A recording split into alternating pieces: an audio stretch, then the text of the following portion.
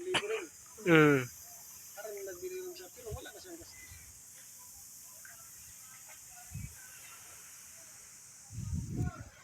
Ayos na ba, nakasit na siya. Yung pinakasilar niya, dito na siya sa ilalim, kahit ano yung kaganda. Nakasit na siya, di ba yung sa mga ano? Oh, street light. Street light. Hindi ilalagay mo na lang yun sa bangka mo, araw-araw, nandun na. Nandun na, nakawindin.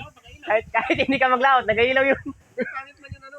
Ha? Yung solar pala, pangit pala yung pinapatay. Ano ba, hindi mo gamitin. Oo. Pinapatay mo sa gabi. Yan palang karamihan nasisira. Kaya pabayaan lang pala yan. Kahit hindi ka maglaot yun. Nag-ailaw doon. Overload pala yan, ma-overcharge yan. Kaya mo sa akin nakaraan app, padami ako yan. Oo. Pag hindi ko na lahat, napatay ko sabi niya para malakas ang karga ng sensor. Oo. Isyo, sinento na nagsisira. Yung doon sa bahay namin, namintin lang siya. Hindi ko na nagsisira. Hindi nasisira. Nadagdagan na lang. Ubus niya yung magdamag, ubus niya yung karga nun eh. Pag ang umaga, talaga ang karga nun siya.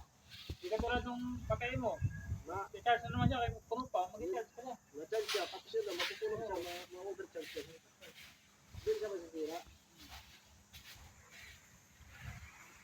Kaya nga, nag-charge milig yan, tanghali pa lang, full charge siya. Hindi pa lang, no? Yung sa bahay, ganun din yung sa labas. Hindi ko pinapatay yung sa loob, pinapatay ko. Pag madali mo lumabas yung sa loob.